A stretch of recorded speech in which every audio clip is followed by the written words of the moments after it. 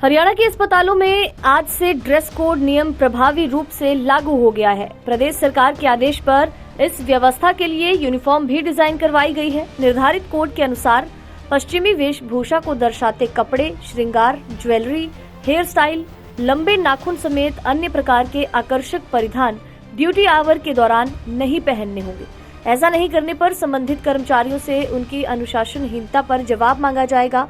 इसके अलावा अस्पताल में कर्मचारियों के पदनाम की प्लेट लगाना भी उनके लिए अनिवार्य होगा।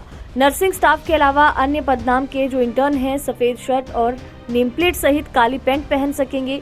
तय की गई नीति के अनुसार ड्रेस कोड को सप्ताह में हर समय और हर पहर के लिए लागू किया गया है। ये भी स्पष्ट किया गया है कि कपड़े अधिक तंग या इस प्रकार के ना हो जो व्यक्तिगत रूप से अलग दिखाई दे। इसके अलावा पुरुष कर्मचारियों के लिए ये कहा गया है कि हेयर स्टाइल का भी उनको ध्यान रखना है, अपने नाखूनों का ध्यान रखें। इसके अलावा तय दिशा निर्देशों के अनुसार पुरुष कर्मचारी के बाल साधारण और कॉलर की लंबाई से अधिक नहीं होने चाहिए ताकि रोगी की देखभाल में कोई बाधा न आए। इसके अलावा अस्पताल के कर्मचारियों को टी शर्ट, स्ट्रेच और तंग pant, leather pant, capri, hip hugger, strapless backless top, कमर से छोटा टॉप, लो नेकलाइन वाले टॉप और स्नीकर्स, इस तरह के आकर्षक परिधान और चप्पल आदि पहनने की भी अनुमति नहीं है। जूते भी काले रंग के आरामदायक और साफ होने चाहिए।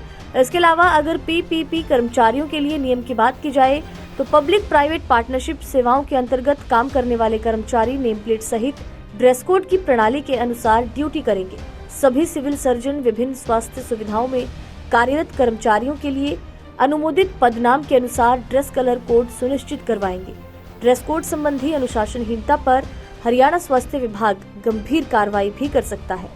जी देखिए, हमें जो सरकार से पत्र प्राप्त हुआ उसमें 1 मार्च से जो है सभी हॉस्पिटल्स के अंदर जो है सभी कर्मचारी, चाहे वो रेगुलर हैं, एनएचएम के हैं या फिर एचकेएनएल के कर्मचारी हैं, सभी ड्रेस कोड के अंदर रहेंगे। और इसके पीछे जो है वो सरकार और जो एम्प्लॉयर्स हैं उनका यही मंशा है कि जो हमारे हॉस्पिटल्स के अंदर पेशेंट्स, अभिभावक आते हैं उनको और उनके अंदर और जो स्टाफ के सदस्य हैं उनमें एक तो डिफरेंशिएट किया जा सके।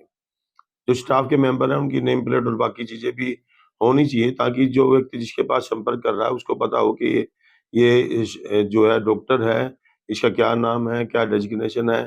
स्टाफ नर्सिंग ऑफिसर है, उसका क्या नाम है। तो ये चीज इसलिए भी बड़ी जरूरी है। दूसरी बात यह है कि जो सोबर ड्रेस है या फॉर्मल ड्रेस है उसके लिए जो है वो जोर दिया जा रहा है ताकि जीन्स और जो थोड़े से भड़कीले जो वस्त्र होते हैं वो रूटीन में जो है यहाँ हॉस्पिटल्स के अंदर ना डाले जाएं। लंबे बाल वगैरह रखना जो है उसके ऊपर भी सरकार ने बंदिश लगाई है। तो ये सभी चीजें ड्रेस कोड के अंदर लागू होती हैं। और मैं आपको बताऊं कि जो हमारे एचकेएनएल के कर्मचारी हैं, लगभग 250 के करीब कर्मचारी हैं, उसमें अगर हम बात करें अलग अलग से तो स्वीपर की जो है वो खाकी ड्रेस जो है वो शर्ट होती है।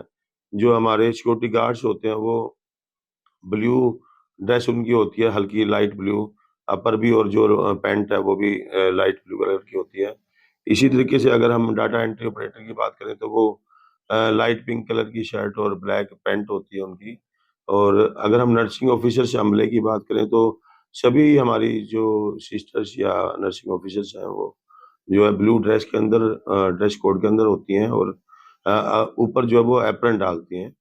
इसी तरीके से जो डॉक्टर्स हैं वो भी फॉर्मल और सिंपल ड्रेस डालें, जीन्स का जो है वो इस्तेमाल ना करें और कैजुअलिटी या अपने कार्यस्थल पर जो है वो एप्रन डालकर काम करें। इसी तरीके से बाकी कर्मचारी जो फार्मासिस्ट हैं या हमारे लैब टेक्नीशियंस हैं सभी के ऊपर ये ड्रेस कोड लागू। ड्रेस कोड नहीं मिलता तो किस विभाग की कार्रवाई? जी देखिए, सरकार की तरफ से हमें प्राप्त हुआ लेटर कि भी 1 मार्च से ड्रेस कोड लागू है। हम लोगों ने इस बारे में मीटिंग्स की है, सभी को दिशा निर्देश जारी किए हैं। तो यदि इस भविष्य में कोई ड्रेस कोड का पालन नहीं करता है तो जो भी नियमानुसार कार्रवाई है उसके खिलाफ लेकर के उच्च अधिकारियों को सूचित किया जाए। डॉक्टर राजेश बोला उनके लिए कई जने जो बिना ड्रेस कोड के लिए युवा हो गए जैसे। जी ये देखिए, जो हमारे हॉस्पिटल्स के अंदर ट्रेनिंग वाले जो स्टूडेंट्स विद्यार्थी हमारे बीच पहुंचते हैं उन सभी के लिए भी पहले से ही ड्रेस कोड है और वो कॉलेज की तरफ से भी निर्धारित है और हॉस्पिटल की तरफ से भी। हमारे पास हॉस्पिटल में, सिविल हॉस्पिटल में जो भी बच्चे पहुंचते हैं वो सिविल सर्जन की परमिशन, ऑथराइज्ड परमिशन के बावजूद ही यहाँ आते हैं। और हाल फिलहाल भी हमारे पास लगभग 100 से 150 विद्यार्थी स्टूडेंट्स हैं जो कि अपने वाइट ड्रेस कोड के अंदर या ब्लू ड्रेस कोड के अंदर आते हैं और ऊपर जो है वो एप्रन का इस्तेमाल करते हैं। तो ये बात जब एम्प्लॉइज के लिए जो है वो ऊपर से दिशा निर्देश है, तो बट नेचुरल है कि विद्यार्थियों के ऊपर तो ये और भी स्ट्रिक्टली या पुख्ता तरीके से इम्प्लीमेंट की जाए। देखिए, ड्रेस कोड बेसिकली कोई स्पेसिफिक ड्रेस नहीं है। सरकार का एक मकसद था कि बहुत सारे एम्प्लॉय, कर्मचारी और अधिकारी भी ऐसी ड्रेस पहन के आ जाते थे जो शालीन नहीं होती थी। तो उसी के मद्देनज़र करते हुए सरकार ने निर्णय लिया था कि ड्रेस कोड लागू किया जाएगा। इसमें बेसिकली क्या है कि वेस्टर्न जो आउटफिट है, जैसे जीन्स हैं, वो नहीं पहन के आनी। आपके बाल ठीक ठाक होने चाहिए, ज़्यादा लंबे नहीं हों जिससे कि बुरा लगे, पेशेंट के ऊपर गलत प्रभाव जाए। और जो अननेसेसरी जो मेकअप टाइप का है उसके लिए सरकार ने मना किया है।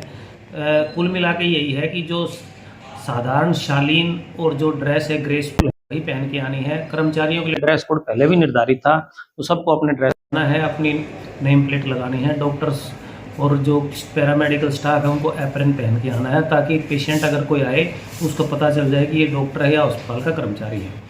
और इसी तरह कुछ जो ड्रेस कोड ऐसे थे कि जीन्स है, फटी हुई जीन्स पहन के आ जाते थे। तो वो देखिए, अपने पर्सनल लाइफ में आप कुछ भी पहनो, जब आप सरकारी कर्मचारी हो और ख़ास तौर से ऐसी जगह अस्पताल में हो जहाँ पे भी बुजुर्ग भी आते हैं, जवान भी आते हैं, महिलाएं भी आती हैं, पुरुष भी आते हैं, तो एक शालीन जो ड्रेस है जो हमारी भारतीय संस्कृति और सभ्यता का प्रचार करती हो, कहीं ऐसा ना लगे कि भाई ये देख के ऐसा उस पेशेंट को खुद ही लगे कि भाई ये कैसी ड्रेस पहने हुए है। कुल मिला के पर्पज़ ये था। तो हमने जो है सभी को बोल दिया है भी अपनी ड्रेस में आएँ और नेम प्लेट लगा के रखें, एप्रन पहन के रखें, और जिसके लिए जो ड्रेस कोड निर्धारित किया गया है उसी ड्रेस कोड। अगर कोई इस तरह में नहीं मिलता तो सर कितनी विभागीय कार्रवाई होगी? उसके लिए शुरू में तो हम उसको वार्निंग देंगे, अगर वार्निंग के बाद में नहीं सुधरता है तो फिर उसके खिलाफ अनुशासनात्मक कार्रवाई की जाएगी।